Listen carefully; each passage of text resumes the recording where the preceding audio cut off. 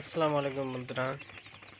নতুন 500 ফার্মি এবং সোনালী মুরগির বাচ্চা তুলেছি। দেখতে পারতেছেন ব্রুডিং চলতেছে। তো আমি তাপমাত্রা রাখছি 35 ডিগ্রি 98 ডিগ্রি ফারেনহাইট।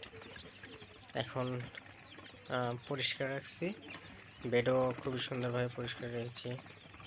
এখন আল্লাহ ভরসা, দেখা যাক কি হয়।